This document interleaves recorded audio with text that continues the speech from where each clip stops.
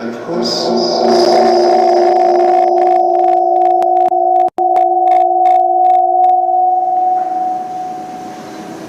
today's event is a hybrid, so we have more than 1,000 attendees with us today online, and we are blessed to have you here with us physically. So all of us, we know that bloating and abdominal distension is one of the challenges from the symptomatology point of view to all of us as a physician, with a special focus for primary care.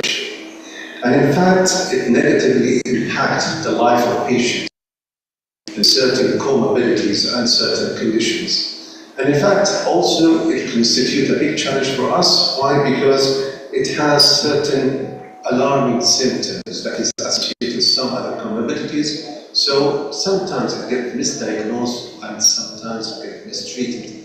So today our role, ladies and gentlemen, in managing patients with digestive or with digestive system disorders, to identify exactly what are the symptoms and to take the proper history, to do the physical examination, and to eliminate the associated alarming system symptoms, and then we are going to treat and know when to refer. Today we have been blessed, in fact, to be joined with two eminent, prominent speakers in the field of digestive system. We have Professor Mahmoud Al-Sayyid, and we have Dr. Amin Muhammad Jaddour. Both of them, they are going to contribute for the great success of spending their efforts to disseminate the needed information for all. So I have a house of keeping notes. So this activity has been accredited by the CNE, by the Islamic Initiative for Other Specialties, and kindly put your cell phones on the silent mode. And questions and answers will be at the end of the last session. And for our colleagues who are attending with us virtually, please put your questions in the Q&A box, so we'll be able to bring the questions to our speakers to answer it at the end of this session. So without any further ado, ladies and gentlemen, I would like to introduce our first speaker, who is going to be joining us virtually online, Professor Mahmoud Al-Sayyid. He's a professor and consultant of internal medicine and the head of the General Internal Medicine Department in Salamat Medical Group in Ha'il. He received his degree of Internal Medicine, Faculty of Medicine, Al-Azhar University, Cairo. He has a lot of contributions in the scientific events, a lot of research, and he's one of the leaders of physicians in the medical educations and research as well.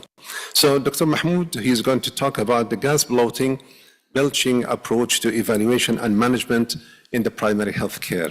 So on your behalf, I would like to welcome Prof. Mahmoud and thank you for accepting our invitation today to be with us. Looking forward to hear from you.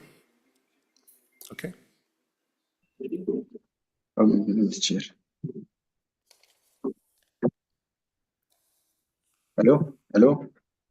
الو مش هفتح الكاميرا ما تفتحش عندي، يعني ما هخش جزء الكاميرا الاول ولا اخش بالشارع على طول؟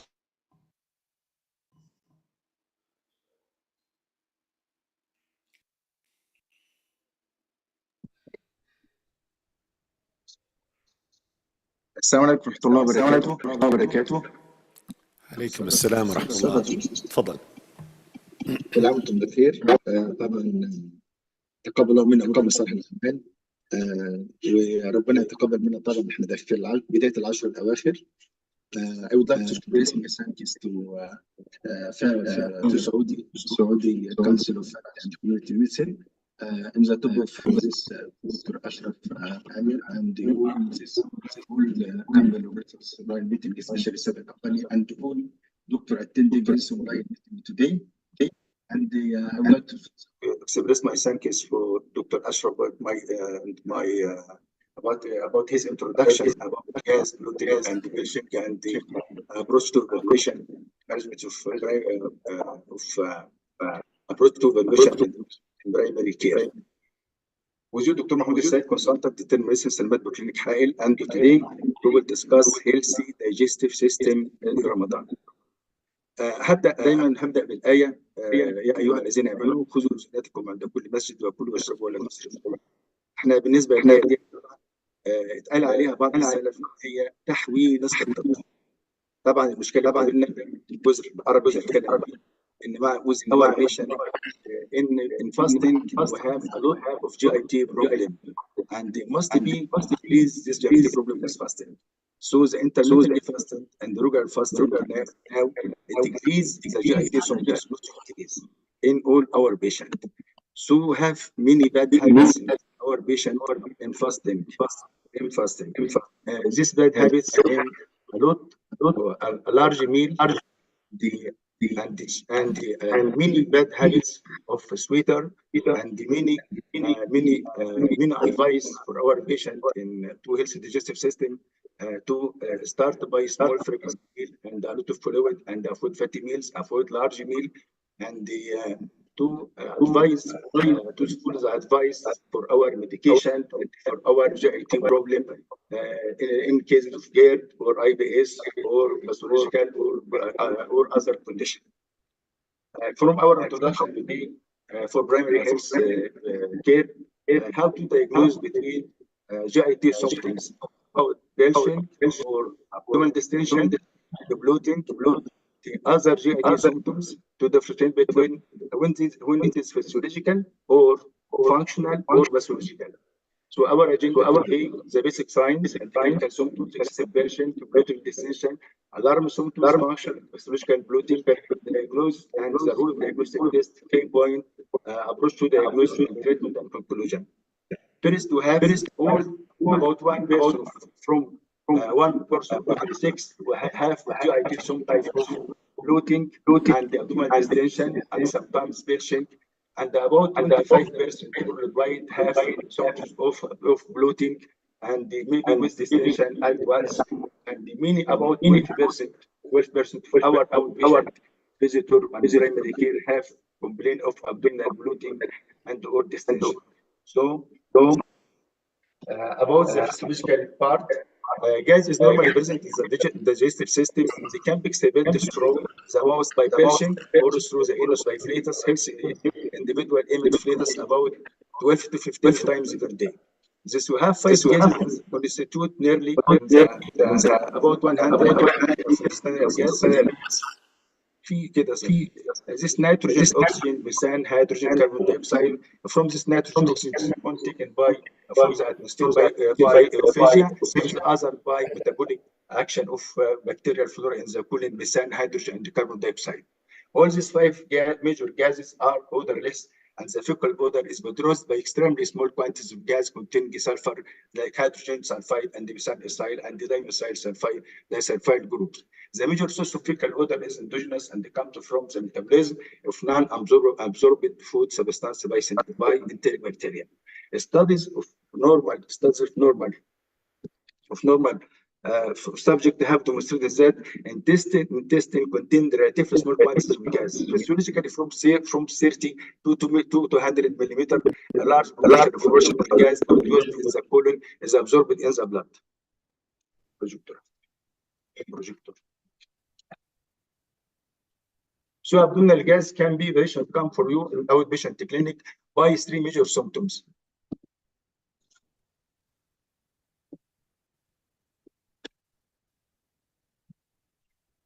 These are main gas-related complaint: excessive belching, irritation, abdominal bloating, distension, excessive flatus known as fasting. For this patient, how can we deal? Our objective of this session today, how can differentiate between when the symptoms is simple, physiological, not need any urgent action with your patient, just symptomatic treatment, and when this can be classified to pathological and underlying serious condition, malabsorption syndrome or other cancer colon, other hidden undiagnosed problem, or when this condition can be physiological, and what's the pinpoint test to can do for our patient, and when refer your patient to the gastroenterologist and to take rapid action to diagnose. When talking about excessive belching is caused by swallowed air and the gas generated by carbonated beverage, and the people normally swallow about a small amount of air while eating. However, some people unconsciously swallow large amount of air aerophagia, and how excessive salivation, which may occur like in cases of GERD, fitting dentures, certain drugs, gum chewing, and in cases of increased air swallowing. And the most swallowing air in this inlet is later with pushed up, and very little pass to the intestine, absorb it or go down by through the anus. When talking about bloating and distension, a sensation of bloating or abnormal swelling, distension can be present in people who have digestive disorders such as poor stomach emptying or irritable bowel syndrome. When patient comes with bloating, it is subjective sensation of fullness and the gasness in the abdomen, while abdominal distension visible abdominal distension increase the abdominal girth. So can come with each other, it can be different groups. So the patient have digestive disorders such as poor stomach emptying or irritable bowel syndrome. And so the term of bloating and abdominal distensions are often used interchangeable. The symptoms likely involve different pathophysiological processes, both of which are complicated and incompletely understood. Bloating is a sense of gasness or sense of being distended. Abdominal distension increase in the abdominal girth, like in case of ascites, in case of tumor, in case of another serious cause. So a number of theories have been often to explain why patients may have symptoms of both bloating and abdominal distension. Increased gas production or impaired gas transit or impaired evacuation. And in some cases may be increased extremely the intestine sensitive, extremely sensitive to intestine to the normal amount of gas. And this explains the underlying pathophysiology of irritable bowel syndrome, اللي هو visceral hypersensitivity. A patient maybe have normal amount of gas, but have visceral hypersensitivity. So bloating, do you have experience of bloating? Bloating, it is up to 25 of healthy people complain of occasional bloating. And this can be sign of unhealthy gut, in abdominal area, having when the gastrointestinal tract is filled with excessive air, can be symptoms of underlying health problem. I want to talk about the pathophysiology of bloating, abdominal distension. We must be concerned about visceral hypersensitivity. It is the main visceral hypersensitivity for functional and functional disorder, and also excessive gas, focal or general GIT gas accumulation, alter the gut flora or food sensitivity, food intolerance, and also abnormal somatic reflex, antimucosal immune activation, and also connective heart story and altered motility. Can concern in functional visceral hypersensitivity and altered motility. This is the main more category for pathogenesis, and also the gut brain axis is for neuroimmune mechanism. Excess flatus also result from gas produced by bacteria normally present in the large intestine. This bacteria always produce some, but excessive gas can be produced when patient have certain foods and when digestive tract unable to absorb food properly. Malabsorption syndrome. When patient have excessive flatus, it may be physiological related to some foods, or maybe have underlying malabsorption syndrome. So foods that increase the gas production, poorly digestible carbohydrate, or certain sugars, or milk and dairy product, sugar, alcohol, and also fat. Malabsorption syndrome can increase gas production in people with deficient enzyme like lactase deficiency and pancreatic insufficiency. Some people may simply have more different bacteria, and in some we have motility disorder that increase the gas production. So gas-related symptoms for primary care.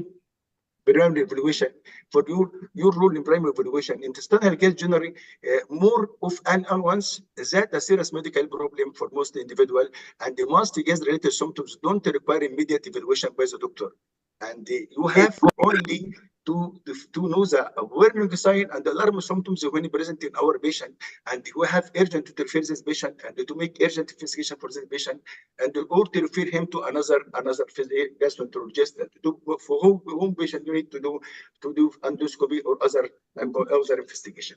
So for this alarm symptoms, weight loss, if have weight loss, unintended weight loss, if had blood in the stool, if have chest pain, if had gastrointestinal bleeding over or lower, have in details. doctor asked a question about the personal symptoms and the medical history and does physical examination. We have detailed physical examination for our patient and history and the relation of symptoms to the pattern of eating and the to motility of his GIT. For excessive belching, if we focus on find the cause of air swallowing in some anxiety disorder or excessive excessive chewing gum or excessive carbonated beverage. For excessive flatus, doctor seek dietary cause for absorption syndrome, especially with diarrhea or fatty full smelling in stool. So doctor don't usually do any test in people with gas-related complaint unless we have other symptoms suggesting a specific disorder. You do not need to investigate every our patient, but every patient you must concern and ask about the underlying GIT disease, even pathologic or organic disease and exclude functional disease and exclude the critical cause. An exception for patient-related investigation in middle age or older people who develop resistant to bloating and distension. When tested for ovary and colon cancer must be done. This alarm symptoms suggested potentially serious cause of gas bloating and belching. دي الارارجو symptoms. If you in primary care, you have our patient with symptoms of bloating, abdominal bloating, distension, or have excessive belching, and they have one from these symptoms, you must do for this patient in more detailed investigation to complete diagnosis and to exclude serious cause for this abdominal mass, dysphagia, difficult swallowing, extreme diarrhea, and if patient have fever, gastrointestinal bleeding, even melena or hematochezia, jaundice, lymphadenopathy, new onset symptoms in patient 55 years and older, odonophagia, painful swallowing, symptoms of chronic pancreatitis, symptoms of gastrointestinal cancer, including family history, symptoms of cancer, including family history, tenesmus, rectal pain, or feeling of incomplete evacuation, unintended weight loss, and vomiting. If you have any one from the symptoms, you have now underlying hidden disease, organic disease, and they must be diagnosed and must be have a detailed investigation from complete lab until endoscopy and the CT in some patient and do diagnose your patient. We have to differentiate between functional bloating, abdominal bloating, and distension from organic. The criteria of function, this is diagnostic criteria of function, abdominal bloating, and all distension includes recurrent bloating and distension occurring at least once a week on average.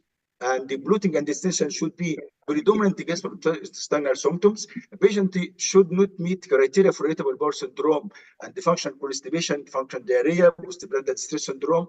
Symptom onset should have occurred at least 6 months prior to diagnosis, and the symptoms should be active within the preceding 3 months.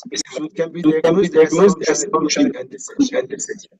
The most important organic and pathological etiology in our patient who come with complaint of abdominal bloating and distension, it is the most prevalent for our patient in the outpatient. Small intestinal bacterial overgrowth, lactose and other carbohydrate intolerance, and the celiac disease, pancreatic insufficiency, and the prior surgery like fundoplication, bariatric surgery, gastric outlet obstruction, and gastroparesis, ascites, gastrointestinal and gynecological malignancy, hypothyroidism, and the small intestinal diverticulosis. All this organic pathological must be in your brain when see your patient with unusual presentation of abdominal bloating, distension, or excessive belching. Diagnostic.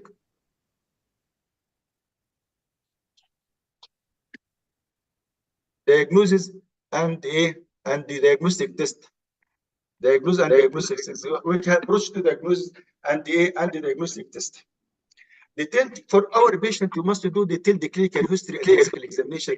Is critical to understand the underlying cause of the bloating and distension, and the detail regarding the onset and the time of bloating and distension and the relation to the bowel movement and the surgery, some fundoplication, and a careful review of medication, supplement, and dietary habit should be obtained. And the physical examination should be include rectal examination to identify any evacuation disorder in patient with constipation formation obtained with will guide a specific diagnostic test. You have detailed clinical history and physical examination in relation to food and the bowel habit, and also and evacuation disorder. We have key point can point you to exclude some critical cause and to do some tests. Symptoms of intestinal gas are greatly affected by food, particularly high fiber food, and the medication is fertility. For patients have esophagitis and they have GERD and don't understand the GERD, need to be confirmed by endoscopy. And the patient have gastroparesis is diagnosed with gastric emptying study to exclude gastric outlet obstruction. Causes of bloating include celiac disease and with sensitivity in patients without celiac. We have many patients with IBS diarrhea. We have about 10 to 15% of our patients when for him celiac will be diagnosed under diagnosis celiac disease. Distribution of bloating to the upper and the mid abdomen make constipation less likely. Distribution of bloating to upper mid or lower, and the medication and the diet modification play a role in the management of bloating, particularly in terms of fire resistant and the starch and the fat intake. Previous pregnancy and surgery and the aging may result in a change in pelvic muscle activity, which controls the process of vomiting and the passing gas or evacuation and pelvic floor dysfunction in some this patient. So approach to diagnosis. What will when your patient come for one the outpatient clinic, maybe come with any symptom of this. Maybe the patient come with belching. If the patient come with belching, we can see this belching. Maybe what's the type of belching? Gastric belching patient come with GIT, gastric ulcer disease, with gastric pain, with Shibari gastritis. Patient come with gastric with functional gastric dyspepsia, or supragastric belching is patient with orophagia and you have problem with GERD also, orophagia, supragastric belching, or intestinal belching for this patient.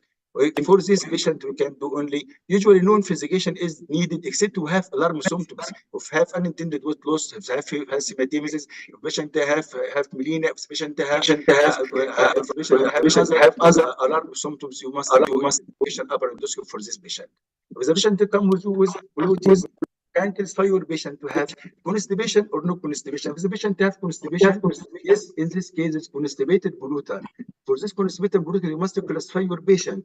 Is it IBS constipation? We have Roman criteria for IBS constipation, and the patient will have simple constipation or pelvic floor dysfunction. For this case, you must do specific investigation to differentiate between IBS or simple constipation or pelvic floor dysfunction. For this, investigation, TSH for exclude hypothyroidism and cause of constipation, or calcium for hypercalcemia also. For colonoscopy may be needed in some cases to exclude organic cause, hidden colonic cancer or other cause, anorectal mammography for pelvic floor dysfunction, and for our colon transit study in case of also gastric emptying of gastroparesis. For this anorectal colon transit study. If the patient have no constipation, with this non-constipated polluter, non-constipated constipation for this patient, we can see the symptoms relation to symptoms to eating. If the symptoms is 30 minutes, it means gastric polluter. For this gastric polluter, you must examine the gastric out obstruction or gastroparesis, diabetes, gastroparesis, accommodation disorder, or functional dyspepsia. For this patient, you need to do consider our endoscopy and you will see if it's diabetic control, diabetes, and gastroparesis, and do gastric emptying study. If the patient have relation of symptoms, if symptoms is more than 30 minutes, it will be small intestinal polluter. This small intestinal polluter may be dietary, have dietary like polysaccharide or dietary some problem tolerance, lactose intolerance, and some this. And they may be small intestinal bacterial overgrowth, and this is very common condition. And they may be misdiagnosed with IBS diarrhea and with this patient, or maybe celiac disease, and they or non-celiac with sensitivity or small bowel obstruction or IBS. To differentiate between this category and small intestinal polluter, you must do for this patient to exclude celiac by celiac serology and the hydrogen breast test for patients with dietary intolerance or with SIBO, hydrogen breast test, and for more absorption, also abdominal radiography to differentiate. And this approach to our patient in our patient for primary care, and whose patient need investigation and what investigation can be needed, and whose patient you need to refer him to other gastroenterologists. Also, this figures more details about the bloating, and the first patient with bloating have if the patient have warning signs present if the patient have warning sign. We talk about weight loss, hematemesis, abdominal hematemesis, loss of weight, unexplained weight loss. For also, if the patient have warning symptoms, we must do lab and the endoscopy and the imaging according to this for this symptoms. If no warning symptoms, the patient have, if the patient have symptoms predominant related to altered bowel habits, functional, if have altered bowel habit, you must classify your patient. Yes, if yes, must be classify if diarrhea predominant or constipation predominant. If diarrhea predominant, you check celiac serology, because many patients with IBS diarrhea, about 10 to 15% of IBS diarrhea may be hidden and undiagnosed celiac disease. And if the patient do celiac serology and if negative, can treat, and the symptoms persist, treat empirically. If symptoms persist after treatment empirically, you must do hydrogen breast test and treat accordingly.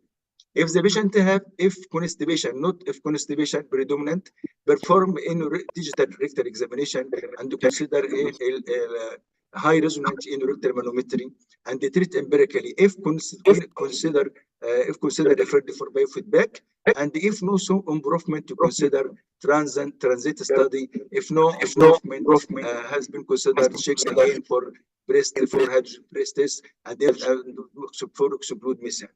And if the patient no altered bowel habit, here no altered bowel habit, and the patient here are symptoms predominant to diet. Yeah, if symptoms predominant to diet, if no symptoms to diet, treat for an abnormal visceral somatic reflex and the visceral hypersensitivity is considered no function. If improvement occur, yes, continue treatment. If no improvement, consider performing hydrogen breast test. And if the patients are symptom predominant diet related, if diet related, institute specific dietary changes like restrict lactose and fructose, low fermentable oligosaccharide food map restriction. If symptom improvement, yes, consider continue therapy. If no symptom improvement, continue treatment with an antibiotic, probiotic, or antibiotic. In this case, small bowel of bacterial overgrowth. If symptom improvement, you can yes continue. If not improvement, again you treat for an abnormal viscerosomatic reflux or visceral hypersensitivity dysfunction. This another diagram to diagnose.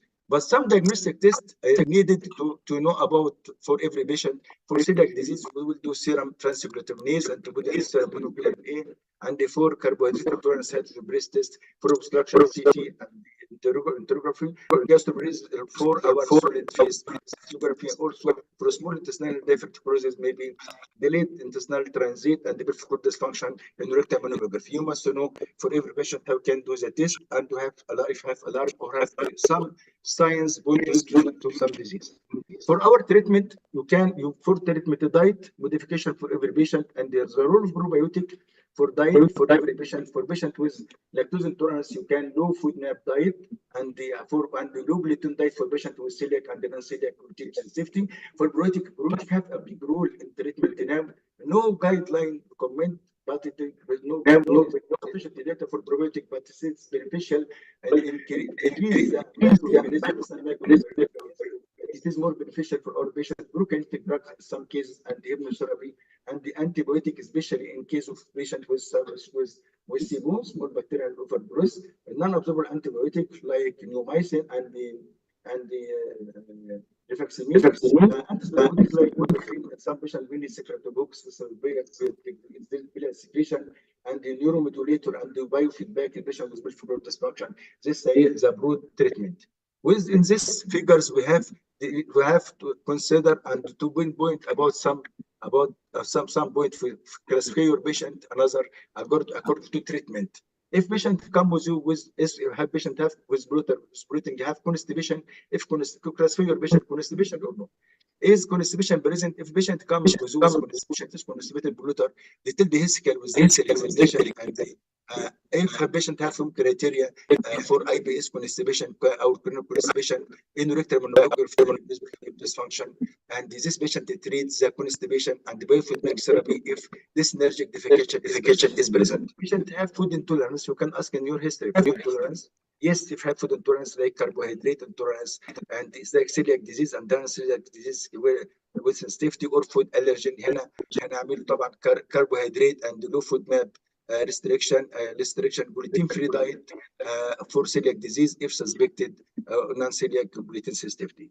If you have alarming symptoms, vomiting, weight loss, you consider CBC and the complete chemistry panels according to the symptoms and the CT motility study to diagnose gastroparesis, and this treatment based on clinical finding, prokinetic or motility.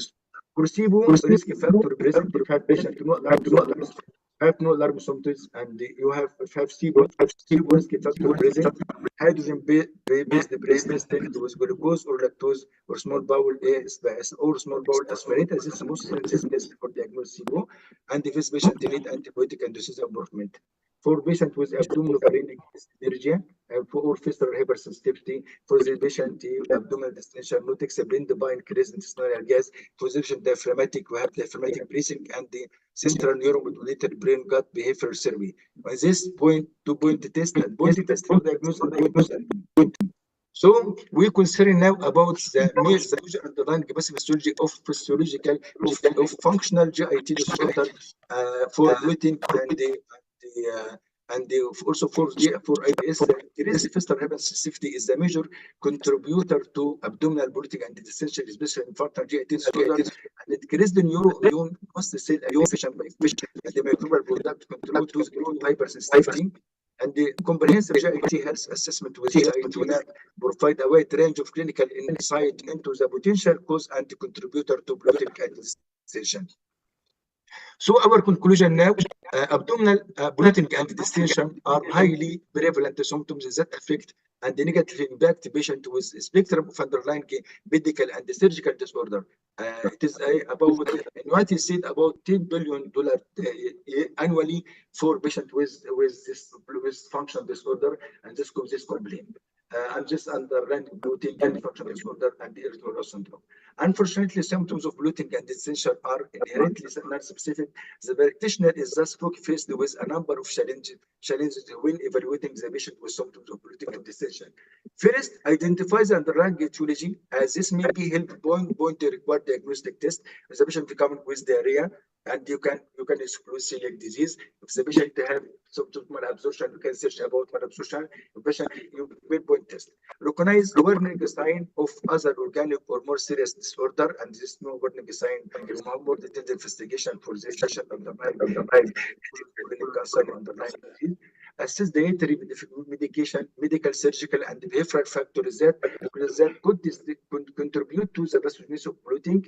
Consider the main underlying physiologic process that underlie bloating and distension with goal of initiating a specific treatment like dietary intervention for carbohydrate intolerance versus behavioral therapy for abnormal viscosomatic reflux. And the provider should have suitable discussion regarding the risk and the benefit of different therapies with dialogue involving the cost, efficacy, and the safety.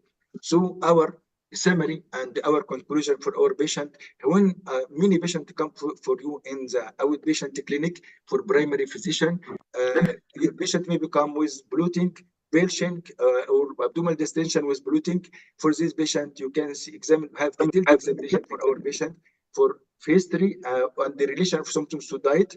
And if have alarm symptoms for our patient or no alarm symptoms, if have new complaint for this patient or have patient age more than 55 years, we have alarm symptoms, we must, if have alarm symptoms, we have more detailed investigation according to alarm symptoms from upper endoscopy and basic colonoscopy, or some patient need to do CT abdomen, CT entography. For this patient, you detailed investigation to exclude organic cause.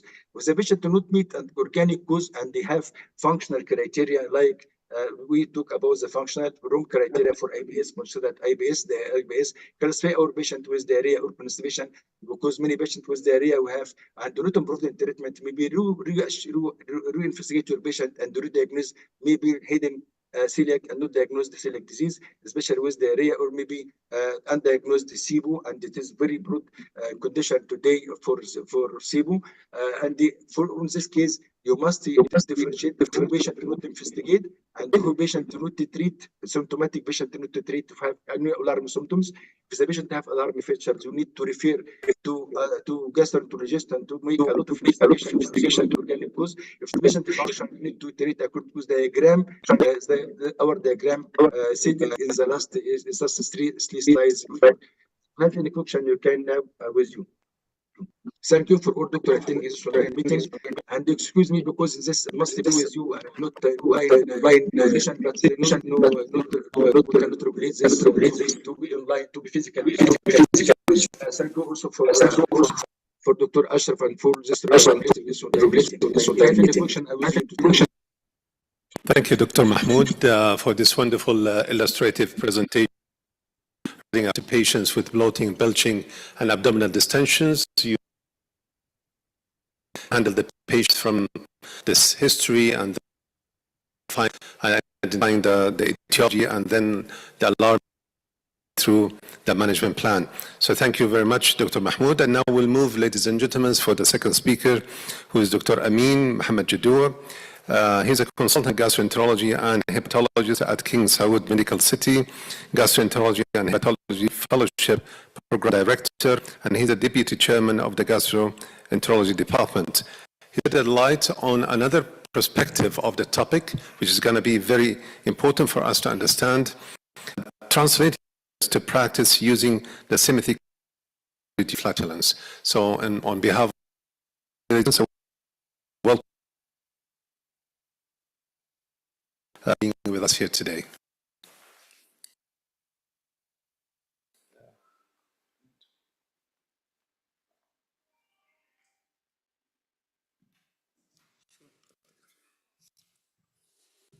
السلام عليكم. شهر عليكم مبارك. I would like to thank Dr.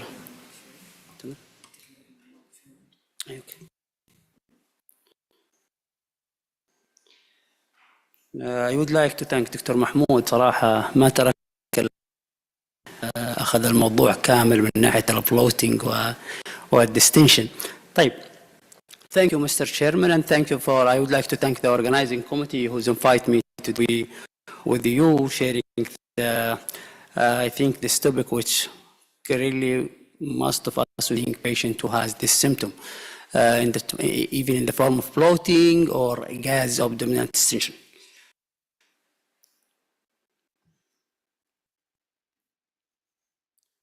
Okay. Regarding American Gastroenterology Association clinical practice update in the evaluation and management of abdominal bloating, what do you think in this patient, in this man? Do you think this is bloating or do you think it's distension? What do you think? Or can I say both? Is it bloating? Is it distension? ولا القميص صغير على المريض? What do you think? Is it bloating or distension, or is there any difference? So there is difference between bloating and distension, but when you say bloating, you need to say it's a subjective sensation. Patient came to you, he said, I feel. At a physical exam, patient said, I feel. So it's a subjective sensation of gasness, rapid gas, or feeling of pressure, or being distended without obvious visible distension. This guy, the previous guy, you can see that there is visible distension. So we can conclude that abdominal bloating is a sensation.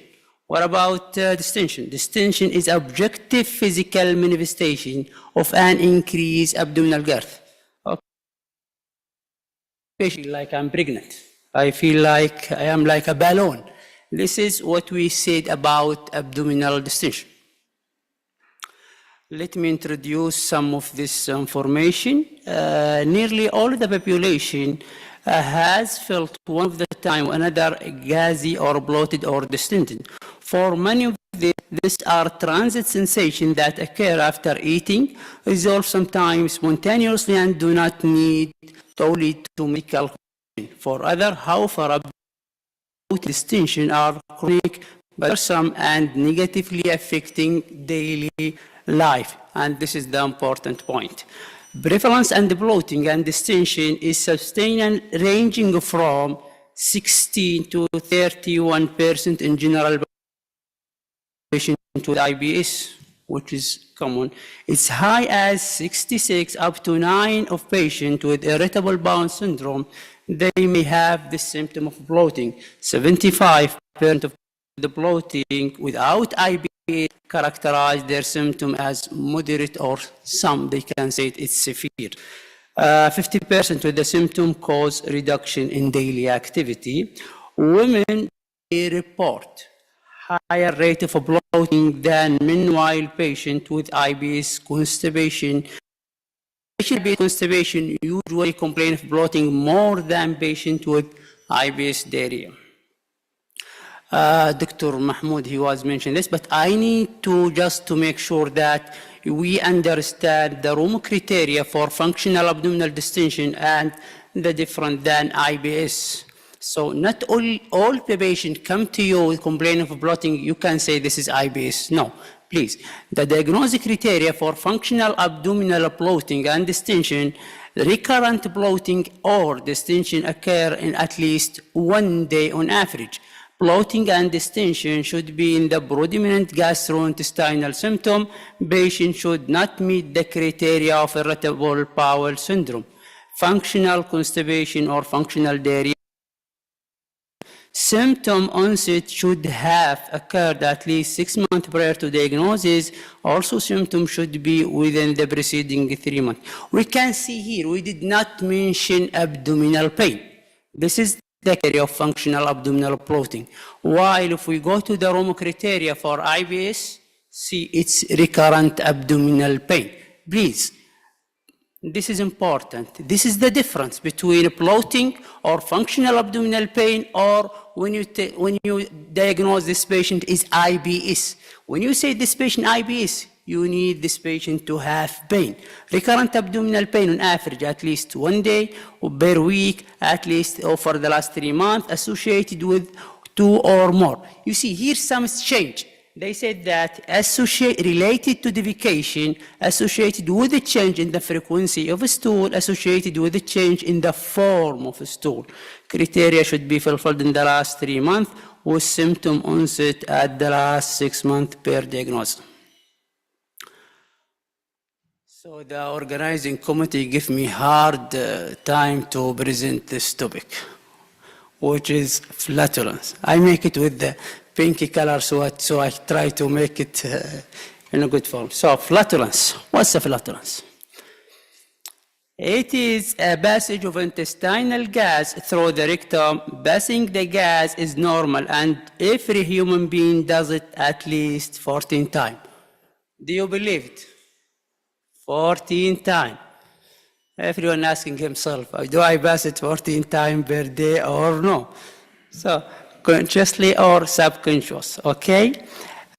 Volume of gas passed per rectum varies from about 500 to 1,500 ml also per day. This frequency of gas released varies between 10 to 2 times per day on health object. No one believes that, but this is what no one will say that I'm passing 20 times per day. Okay, but this is what was written. So the etiology and pathogenesis of this flatulence, what's the source of gases in our body or in our GI tract? We have 5 types of gas, which is nitrogen, CO2, oxygen, and hydrogen, and methane. Also, yes, we have methane in our body. The most common source is air swallowing. Air swallowing, what we call orophagia, is the major source of stomach gas. Orophagia can be manifestation of the anxiety and increase gum chewing, smoking. Most of swallowed air appear to be evacuated. Swallowed air is the major source of only 2 of these 5 oxygen. It's O2 and nitrogen in the intestinal gas. Second thing is the intraluminal production. This is intraluminal production. This is what's come from your food. Why we asking avoid some type of food? Because the source of this CO2 and methane, this is produced within the bowel from food digestion and from bacterial production. Last is diffusion from the blood. Here we see that. We can see here the hydrogen, the oxygen, and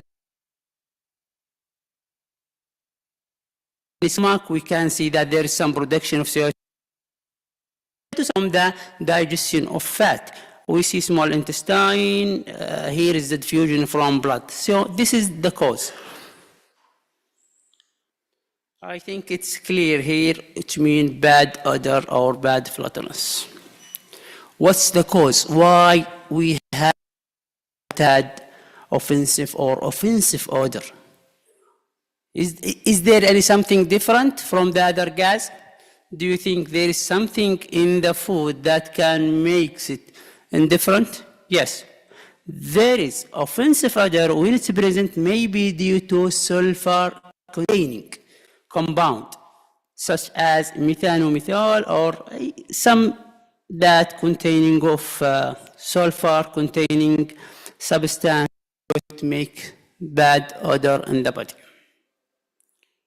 This was mentioned by my colleague Dr. Mahmoud. So the cause of increase in intestinal gas, it's when excessive intestinal gas occurred, maybe due to excessive air swallowing. Here we'll have more of nitrogen, we'll have more of oxygen. Increase intraluminal production from malabsorbed nutrient. Here maybe have methane, we have CO2, we have hydrogen. Decrease gas absorption due to obstruction or expansion of intraluminal gas due to change the atmospheric pressure. This is also a number of factors that may affect the same. Dietary factors such as increase in oral intake of lactose, sorbitol, or indigestion starch in fruit, vegetable, carbon, products such as pork, but we don't have released trace concentration of malodor gases. What we said is that containing sulfur. Diagnosis and evaluation. The evaluation of patient complaining of flatulence should be guided by the history and physical examination.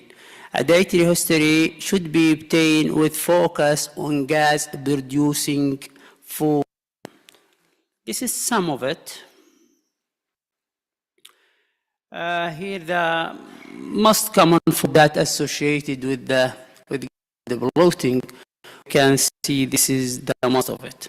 And milk product is cheese, ice cream, milk, some kind of vegetable, like cucumber, cauliflower, corns, onion, potatoes, fruit like some apple, banana, the whole grain, fatty food also affect liquid. All this can increase more gas production. Alarming feature. Here, what you need to more think of it. This is all what you should look for. Any patient come to you, please see for the alarming feature. It was important. Here you become a good doctor when you try to pick up the alarming feature. Alarming feature, as my colleague Dr. Mahmoud here, but also I want to say nocturnal abdominal pain, weight loss, hematochezia, systemic symptom including weight loss or fever, diarrhea or staturia, vomiting, severe abdominal tenderness or suction in the physical examination. Always, always, always, alarming symptom is very important. So management, as we said, several measurements that can be undertaken to reduce the flatulence, which first include treatment of the underlying cause, dietary modification, other intervention, treatment of the underlying cause, small intestinal bacterial overgrowth. This is small intestinal bacterial overgrowth is the of it to be 4 to 78 of patients with IBS. The gold standard for diagnosis is jejunal aspiration. Does there anything that can help me to protect if this patient has small intestinal bacterial overgrowth without doing jejunal aspiration. The history. The history can help you to see if this patient may have intestinal bacterial overgrowth. Also, sometimes you are using in the lab, if the patient have high folic acid and low B, sometimes it can help. Not but help if you find the patient has high folic acid and low B12. Bacteria usually produce more of folic acid and from consuming more of 12. The treatment here will be antibiotic. Also, any patient you think that he has small intestinal bacterial overgrowth, you need to ask, in this situation, you ask the patient to fat and low fiber. Here is different in this scenario, okay? Lactose intolerance. Lactose intolerance also, this is, you need to make different, to make sure if this patient does not has lactose intolerance. Why? Because in lactose intolerance, if you don't have the lactase and you cannot, there is no production for the lactose and glucose. So the lactose will enter to the small intestine, it will do symptomatic. The patient will have pain and symptom of bloating. Celiac disease. Please, any patient with abdominal bloating, gases, distension, and diarrhea, please think of celiac disease. Think of celiac disease in any patient who came with a chronic diarrhea, abdominal bloating, please think of celiac disease. You need just to send the anti-tissue transglutaminase antibody. If it has become high, refer him to the gastroenterologist for doing endoscopy for the patient to take biopsy. Gastroparesis, which recently become in patient with diabetes and patient with hypothyroidism. We can see bloating is common in this kind of patient, up to over 50% of this patient. I saw some study more than 60% also they have gastroparesis, have bloating with the patient with gastroparesis. Here the treatment need to be to treat the underlying cause. Dietary modification. Patient should advise to avoid gas production food like beans, onion, broccoli, the food that we mentioned that it can increase the gas production. Also in patients without significant improvement, despite exclusion of gas producing food, we suggest that go in food map diet. Food map dietary education should be provided by trained dietitian to avoid dietary offer restriction. Please, patient, when you go to the website and read about low FOD map, it's too much. You cannot just tell the patient, read about the low FOD map diet and go instruct yourself with this. This is, if you read it, a lot of diet, the patient need to avoid it. So please refer him to dietitian who can help him to restrict this kind of food.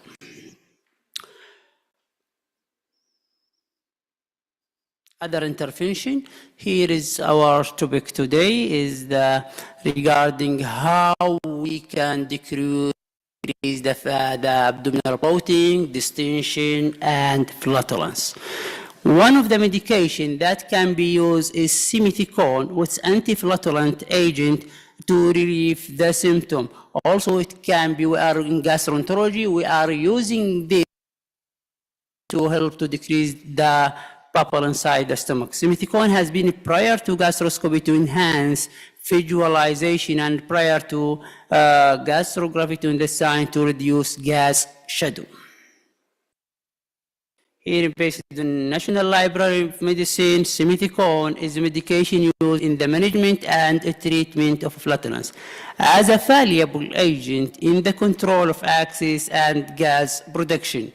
Also the indication, simethicone is silicone compound used for the management of flatulence and bloating. It relieves discomfort produced by the presence of excess gas in the gastrointestinal tract. It was FDA approved in 1952. What's the mechanism of action to help us to decrease the gas bubble? Simethicone is silicone. Its function as non-systemic surfactant, decreasing the surface tension of gas bubble in GI tract. This action results in coalescence and dispersion of the gas bubble, allowing their removal from GI tract as flatulence or belching. Simethicone causes the bubble gases to accumulate more easily either through the upper GI or lower GI opening. Simethicone does not appear to reduce the actual production of gas in the GI tract. Here we can see the mechanism, bubble. Here you can see the bubble and the simethicone. Simethicone reduces the surface tension of the gas bubble, and the gas bubble pressed and disappear. Journal meta-analysis, the higher dose of simethicone decrease the colonic bubble and increase tolerance and quality of bowel preparation for randomized control trial. You can see that by adding simethicone is improve the quality of bowel preparation visualization and even adenoma detection rate. Dosage form, simethicone administered via oral route. It can be manufactured as a tablet, capsule, or also chewable film and liquid. Although it's as inert throughout, simethicone compound could not be administered parenterally or through application. It's presumed safe in infant. Initial study using 3 milligram 10 minutes before each meal and at bedtime for 10 days. This dose has now changed following the recommendation. In adult, you may use between 40 up to 25 milligram orally for time daily as needed after meal or at bedtime. And I think the company, they can tell us if you can use more than this dose or not. The adverse effect, simethicone does not have any serious side effect. This is one of the good medication that does not have serious side effects. There have been reported mild diarrhea or nausea. Since simethicone is not absorbed orally, it's logical that systemic side effects such as kidney injury, hypertension, and hyperglycemia does not occur. Toxicity. Simethicone is not absorbed systemically, so it's safe in pregnancy and breastfeeding. Also, I found that in some, they said category C. There is no treatment for simethicone overdose other than stopping the medication. Is there any contraindication? The contraindication only if the patient has allergy to simethicone. Take home message, please. Just remember the symptom. Always remember to ask for alarming symptom. If I want to say anything regarding this presentation today, bloating is flatulence, always ask about alarming symptom. This is what can change patient life. If you diagnose any serious illness, this is what can change patient life. Alarming symptom. This is my message to you. Here, I have something in my clinic to my patient. Always give it to the patient. This is what can increase the gases distension, and also I'm asking the patient to come back to the medical doctor if you see any alarming symptom of this. This is what you need. Thank you.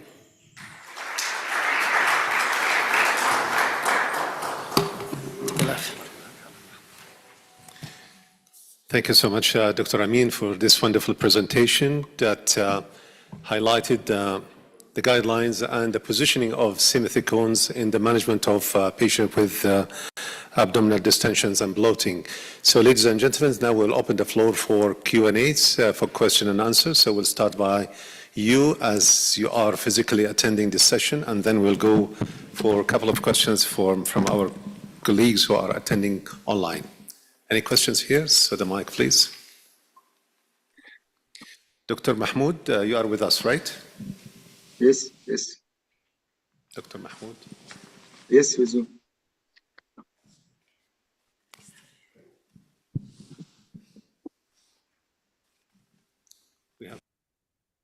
Yes, with you online, yes. Audience here. Abdurrahman. تفضل.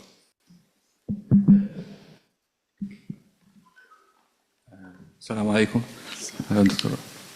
SMs can have a role in treatment distinction of with IBS or only with other disease. Okay, thank you. I have read one study that it can be used also in dyspepsia. If you say IBS, IBS is multi-system, like abdominal pain. We have IBS-C, we have IBS-D, constipation and diarrhea. We are giving simethicone to patients who's complaining of bloating and distension. Whatever the cause, whatever the disease, we are treating the symptom of bloating that have been secondary to gas and distension. So if I saw one study that it can be given in the patient with this dyspepsia. Actually, 90% of our patients with IBS, usually they have blood. We use acetylcholine. Why? Because it's reduced the bubbles, and it showed that efficacy in reducing the gas and abdominal distension in patients with love syndromes. Although there is no guidelines, but from the clinical practice, still it's one of the very efficient medications to counteract the abdominal distension and bloating. Any other questions? Okay. Dr. Amin, you know, now we are living in the era of using the GLP-1 medications like semaglutide, which reduces the gastric emptying time. And we use it mainly for the patient with diabetes who has a gastroparesis. Applications will reduce the gastric emptying time. So how do you comment on this, using the simethicone in this? It has to be with probiotics, tricyclic antidepressant, and other modalities that we use in combinations. So, if you are asking, is there any study talking about this? I said no. Yes. But if we can go to the pathophysiology, in GLP, what's happening? You have like a gastroparesis. Mm-hmm. So, as we said, up to 50% of patients who have gastroparesis, they may complain of bloating. Yes. So if you are going to treat GLP-1 patient with gastroparesis, they will come with symptom of abdominal distension, bloating. Yeah. So I will treat the symptom of the bloating with again whatever the cause. I need to treat the underlying cause, but also we treat the of bloating. Whatever there is, whatever the, but we need to treat the bloating of the patient. Okay, thank you. Dr. Mahmoud. Dr. Mahmoud? Yes, with you. Dr. Mahmoud. طيب. أيوة. He was mentioning the aerophagia, and this main causes of distension and bloating. Do you think that this is because of the food habits that has to be counteracted by certain lifestyle modifications in the habit of eating and even doing physical?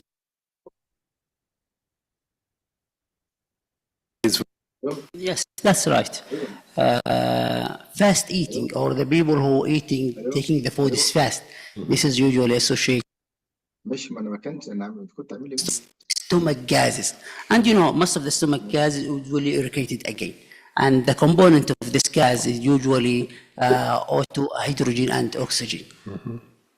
Okay. From your experience, Dr. Amin, what is the most common causes for abdominal distension and bloating in our society? Is visceral hypersensitivity in this kind of pathophysiology? I think in our society is the food. It's food related. This is the common causes of bloating and distension is related to the food. Most of our food is if you can give patient advice, usually ask him to watch. This is what can help up to. I have no number, but most of the patients to advise them to try to work after his diet, they have dramatic. Okay. Any other questions from the audience? We have one question. Okay. Just I want to ask about you said it's category C and it's safe. So Right. can we use Yes. maximum dose? What about good question about the because I mentioned here the maximum dose. It was I have read up to 500, but this we can the company to for us, for me, I think is the maximum dose was written is 500, but once safe medication, you can find there is a new product of some different kind. If you go to simeticone, there is different kind of simeticone with different dose found in the market. So the 500 milligram was written, but you can ask the organizing committee, they can answer you regarding the maximum dose that can be in this patient. Would you like to comment? Regarding the maximum dose. The only comment, as you mentioned, doctor, it's not systemic absorption for thimerosal, so almost safe, although it's category C. Concern if the patient has a systemic allergy about thimerosal, so to use it. Otherwise, it's almost safe, as you mentioned. Thank you. But abdominal distension is a chronic problem. How long we can use the simeticone safe? No systemic absorption again, so it's almost safe. Yeah. Thank you. طيب, can I ask another question? Sorry. Any questions? Yeah, another question. I have another question. Does it have any interaction with other medication? Like patient on warfarin, patient on anticoagulant, patient on, anticonvulsant agent? I don't think the company they can answer your question regarding the pharmacokinetic of this medication. But for me, I think there is no drug. But let us make sure that does there is any drug interaction? No, there is no drug interaction. Okay. Dr. Mahmoud with us? Yes, with you. Yes. There is a question regarding the lifestyle eating habits. What recommendations do you give your patients in order to tackle this kind of problems, aerophagias and... Yes, in this patient with aerophagia and bad habits, must be swallow eating and don't talk more with don't chew gums, don't have carbonated beverage, and don't eat rapidly, eat slowly. And for this patient, you can decrease the aerophagia, not to be nervous, because some patient with an anxiety disorder may have a lot of air swallowing aerophagia, and maybe habits with some person and some with anxious persons especially. You have the dietary habits. We take a small meal and be slowly in eating, and avoid chewing gum, and avoid carbonated beverage, and avoid large meal at one time. This can be decreased the aerophagia for this patient. And if have patient have an anxiety or some like that disorder, must be treated for some person, like in patient with aerophagia.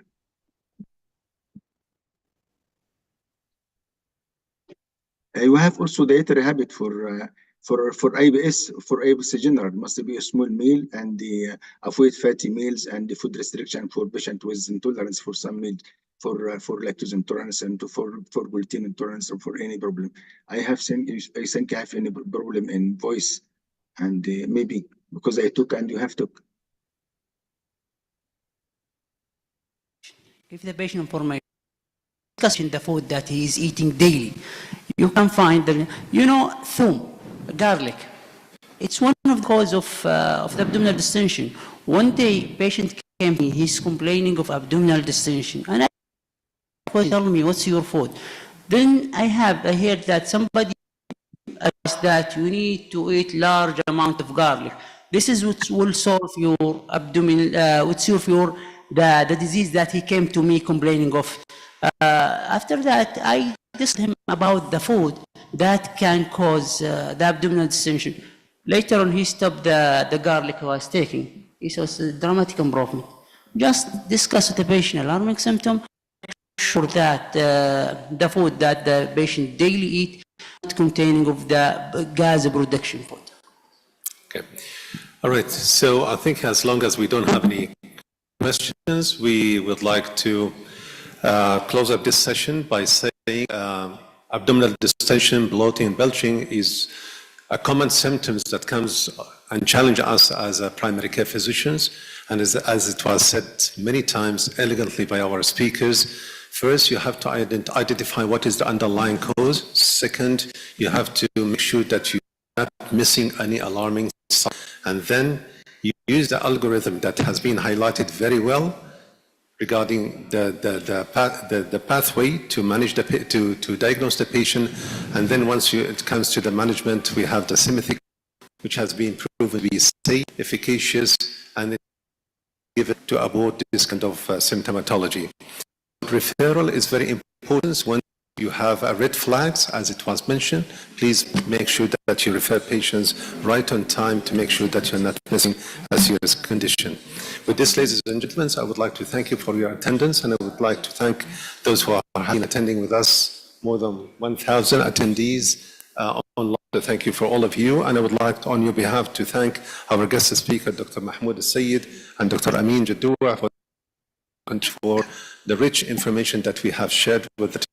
And I would like to extend my thanks to my society, which is the Saudi Society for Family and Community Medicine, giving out this wonderful opportunity in 3 different cities to disseminate this kind of information and to upscale our competency as a family physicians to the challenge and to override all these kind of obstacles to provide our patient with a state-of-art medical practice.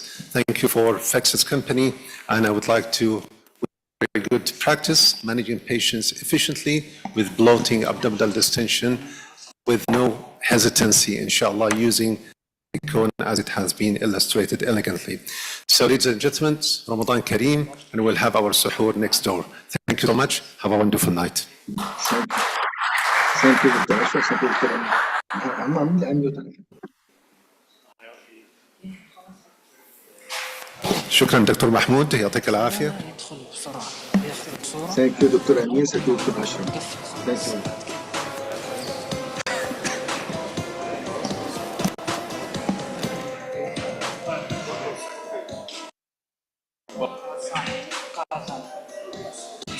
We'll have a group photo. Those who are interested to have a photo, so please come on the stage here. Okay, group photo.